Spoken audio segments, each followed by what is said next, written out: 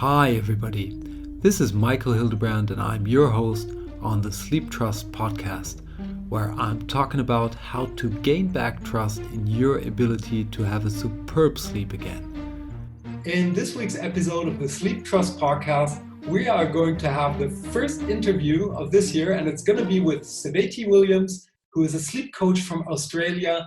She's also a book author around sleep. The most famous book I know from her is Fix My Sleep, and she's a Stevie Awards winner.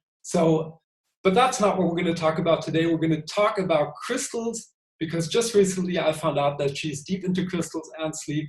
So Savati, welcome to the Sleep Trust podcast. Hi, Michael. Thanks for having me. Oh, it's a big pleasure. So Savati, the first thing that I want to ask you is, because I didn't know that till recently, where and when did your fascination for crystals start? To be honest, not that long ago, because I've been a lot into sleep science and working in a hospital, but I've been wearing crystals my whole life. But recently, because a lot of people started asking about crystals, and a lot going on with crystals lately. So I started learning about them. I did a master certification course of crystals, and I started introducing them into my life and lives of other people for sleeping. So it's been great. So it has not been very long to answer your question, but it's been great. Super fascinating. I always, when I'm on holiday in Italy, typically they've got this, lovely beach. You have to go through a forest, and I'm always fascinated from the stones. They're not crystals, but they've got stones in all kinds of colors. And every year I come back, with a handful of stones, and afterwards I don't know what to do with them. But I get the fascination for crystals. So how can they actually help us to sleep better? Well, crystals are actually the minerals. They're very powerful little things. So, and they are natural things that are formed in nature. So, without crystals, without crystals, we wouldn't have flat screen TV. We wouldn't have quartz watches, right? So, they're very, very powerful, and a lot of people actually underestimate how powerful they really are. So, we can implement that energy. They hold on this particular energy. Each different crystal, different energies. So we can implement that into our lives and into our problems, health problems, and things like that. So they can enhance our life. They can address specific problems in our life. A lot of that can be emotional. A lot of that they can trigger some things, like trigger healing, trigger emotional, releases also. And they can also offer us protection from negative energies, and also can offer us healing too. So it's kind of us going into an energy exchange with the crystal and getting the benefits out of those energies, if I get you right. Yeah, absolutely, because they hold specific vibration, and when we engage with crystals, we benefit from that vibration. We kind of get as one with that vibration, and we can benefit from it. Everything has vibration, but the crystals hold very strong vibration, and they're all different. So different crystals can offer different vibration and different healing. For those people out there that are a little bit curious about the vibration thing, I can tell you we're all made out of energy, and energy is vibration. So you can look that scientifically backed too. So when it comes to crystals and how we go into that exchange, do we want to use different kinds of crystals for different kinds of issues? Like, would a different crystal help me with a racing mind, or if I have nightmares or negative emotions?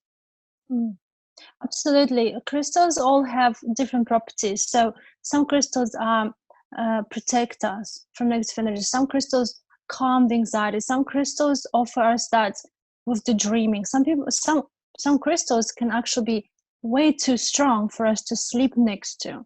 So some crystals need to be out of the bedroom. Some crystals need to be close to us when we're sleeping. Some crystals can actually trigger motivation and desire to work hard and get through things during the day. And so other crystals can be quite relaxing and put us into a state of relaxation. And some crystals can enhance our meditation practices, and some can enhance, self-love, for example, or love for others. So they have all kind of different, you name a problem, there is a crystal for it. Okay, sounds very powerful. Is there? So I'm thinking of maybe you sharing a practical example with us of how we can put that to use. Let's say if somebody has nightmares or any other problems, or maybe something that you're particularly using on your own. How would we use this? Would we put it? You said it's different for each thing. So when would we take a crystal into our bed, or have it in the bedroom, and or something like that? How would we practically use a crystal? Yeah, so specifically for sleep, we must understand which crystals are not for sleeping and which crystals are for sleeping, firstly, because there are crystals that have a lot of energy and they can actually trigger lucid dreaming. They can trigger a lot of dreaming, and for people who dream a lot already or have nightmares, you should stay away from those crystals. But also the size also matters. If you have a really big crystal, that could hold a lot of energy, so you don't want to have that in your bedroom. So some so specifically for sleep, how do you use them? You can either have it under your pillow, you can either put it under your bed or under your mattress. You can have a crystal next to you on your bedside table, or you can have a grid. And when you put the crystal in a specific manner in the grid, you can either put the grid on your bedside table or under your bed. So once you put them in a specific structure, like that would enhance, because you don't put just one crystal, it's a combination of different crystals, and we have different grids for different things. So we have a grid for sleep as well. So once you do that, you enhance the energy of that crystal. You literally make it like a powerful combination of those crystals, and you enhance your intention with them. So you always have intention when you have a crystal. And obviously some crystal shapes you gotta have to stay away from as well when you're trying to fall asleep. Or some crystals, even the way they're shaped, they can enhance something, that intention or that energy that we're trying to bring into us, or to us. Okay, I think we're getting a good feeling about what it is. So we really have to dig in what we want, what we expect, and what we want to take out of the crystal to see what's the best fit for us. So it's not like just buying a crystal. We really have to want to know exactly what we want to benefit from. And then we'll see, depending on that, how big the crystal should be, how small, if we're going to work with grand, and Yes. how we're going to use it. Okay. So Before you have intention going to crystal shop and looking for crystals, buying crystals, have a plan in mind. What are you buying the crystal for? And also how you're going to use it, you also need to know how to cleanse the crystals, and what crystals can be put together, or what crystals should not be put together. Because some crystals you can put together as a combination and they can enhance the energy. So you just is a lot to learn about crystals, but once you learn, they become your best friends. You can't stay away from them. They're just going to be everywhere in your life. do you have a no-brainer, just not the complete solution, because I get that would be too complicated, but a no-brainer where you say, okay, getting that crystal will definitely help you sleep better, or go into that direction. Let's say Yes. if somebody has negative emotions, is worried at nighttime, which many people have out there. Yeah, so stay away from any sharp crystals. If you're trying to be going to sleep, anything sharp, don't do it. Get crystals that are rounded and basically very smooth and things like that. Don't get anything that is, well, obviously you need to know what they do to at least have some idea. But also my favorite crystal is amethyst. It's a really beautiful, like a violet color, and it's a violet colored crystal. I really like it. You can apply it in many ways, and it's such a beautiful crystal. It's a crystal that brings balance, and not just to physical, but also to your mind and to your spirit. So you would use amethyst. You can wear it during the day, all day. Plus, you can have it under your pillow, or you can have it on your side table. bedside table. You can have it under your bed, or you can have it in the grid as a master, like as a main crystal. So amethyst is quite one that I would use all the time. Okay. So which size should it have? Small, you can show it maybe like a little Yeah. that you can hold in your hand, or Yeah, you don't need a big one. I don't have one here next to me, but you don't have to have, if it fits in your hand, that's big enough. okay. You don't need big, gigantic crystals. So just before people, log into eBay or Amazon and buy a crystal right away, are there stores and shops where you say, okay, they're trusted? Or do if I would just log onto Amazon or eBay, is there the possibility that I would kind of buy a fake crystal, something like that, maybe end up with a chunk of plastic or something that's not going to help me? Yes, absolutely. You gotta know, to buy crystals, you really need to go in the shop and look at them and feel them. I wouldn't buy crystals on eBay or online unless you know who you're buying it from, obviously. But if you you can buy even jewelry like bracelets or crystals that are worn like stones, and they can be fake, they can be plastic, or they can be painted to be another crystal, because some crystals are quite expensive, some could be not so expensive. So it is such a thing that they can be fake. Okay, so I would, like, what I do, I just go to crystal shop and you just get it from there, because you can a lot of people can feel energies from the crystals. Some people don't quite feel it so much, but that's all right. So you might not even know that you feel the crystals until you go and touch them, until you know what they do, and then you actually start feeling them. Like, I had no idea until I learned about crystals, and then I actually started feeling them. When I feel anxious or something not going right, I straight away I put what's the crystal I put? I forgot the name. Let me just have a look. The crystal that I wear. Oh, white howlite. I have a ring with white howlite crystal, and I just put that on. And I have a bracelet as well. So I put that on and I feel grounded. I feel relaxed. That's actually a really good one for sleep too. But when I wake up in the morning, I want to do my work and I want to be motivated and have high energy. I put tiger's eye on my bracelet, and that helps me stay motivated all day. So you gotta know what they do, and then you start feeling the energy from these crystals. And I think that's also the best reason to go into a store. You can, as you said, you can really get in touch and start getting in touch with the crystal and feel if it works for you, what works for you, and buy the right one instead of just getting something sent home. Yeah, exactly. But in store also you can ask questions. The store assistants that can suggest something or help you find the best crystal, because they know what they're selling.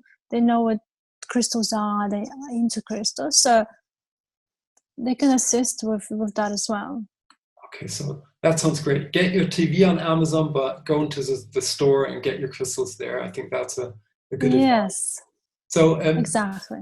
If we got people, and I'm sure we got a lot of our listeners interested into crystals now, how could they actually learn more about crystals? And also, I know you're into crystals and teach people to use these. So how could they reach out to you to learn more about crystals too? So I actually have a whole program on crystals, specifically for insomnia and nightmares. A lot of people have nightmares, and crystals actually can help with that. So I have a whole program, and what's in the program is what you should know, what you should use crystals for sleep, why you should use them, what types of nightmares that you have, and why you get them. I introduced the 6 crystals that are absolute zen for sleep and work. They'll work like magic. They truly do. Crystals that you can wear during the day to help you sleep at night. So you don't just have a crystal and expect miracles. You have crystals everywhere. You basically wear during the day this specific crystal. At night you have another crystal. So you kind of have crystals. Once you get to know them, you just get to love them. Also in the program, I have crystals that print specific grids to amplify the crystals, because it really does. The way you put them together and where you put them, it amplifies the power of those crystals and the intention. Also in the program, I teach you about best methods how to cleanse your crystals and get the most out of them. So because they do need to be cleansed, and different crystals oftentimes need to be cleansed differently because of what they are and the composition. Also, how you can make your own powerful elixir for sleep, and how you can learn to keep negative energies out for your home and for your body, and how to protect yourself from negative energies in people and bad things in general, because crystals can help with that too. And then how to create the whole ritual for the night and for the morning, because you get crystals for the night, you get crystals for the morning. And if you do have nightmares, what you can do, what rituals you can have not to have nightmares, to keep them out, keep negative energies, because some people are very prone to negative energies, that negative energies stick to them. It's not their fault. They might be, they're just people who are, more sensitive to energies, and these are the people who can respond better to crystals. And also, in this program, after you know crystals, you get to love them. I think you got me and everybody fascinated about crystals. And I always say, if you tried a lot for your sleep and you're kind of not feeling that you're on that energy level at daytime, not in the mood, the good vibrations, then give it a try. You've got everything to win, nothing to lose. That's what I always say. And I'm going to drop, Svetia, as soon as you drop me the link, I'm going to drop that into the show notes of this week's episode. So check out sleeptrust.eu. And you're going to find the link where you can find Sveti's course. And I'm sure that's going to be helpful for many of us. So, Svetia, I want to say thank you. This was a wonderful and super interesting, fascinating interview that we had. Thanks for joining the Sleep Trust podcast this week. Thanks for having me, Michael. Oh, you're always welcome. And with that, that's it for this week's episode of the Sleep Trust podcast. I hope you enjoyed yourself and that you tune in next week when we are going to talk about the effect of caffeine, how it can bring us into high energy at daytime, and what it can actually also do to destroy our nights at nighttime. So I hope you tune in next week and have a superb sleep. Hey there, and thanks for listening to the Sleep Trust podcast. I hope you've enjoyed this episode. If you want to get further information on this podcast or material that will help you to gain back your sleep trust, please check out sleeptrust.eu. That's sleeptrust.eu, where you will get lots of information around sleep. And here comes some legal stuff. Everything on this podcast is my opinion only, so do not take it as an advice, as I am not a doctor, nor have I considered your personal situation. If you feel that you need medical advice, please consider getting an appointment at your doctor of trust. If you want to give me any kind of feedback on this podcast, feel free to email me at podcast@sleeptrust.eu. I hope you tune in again next week, and until then, have a good sleep.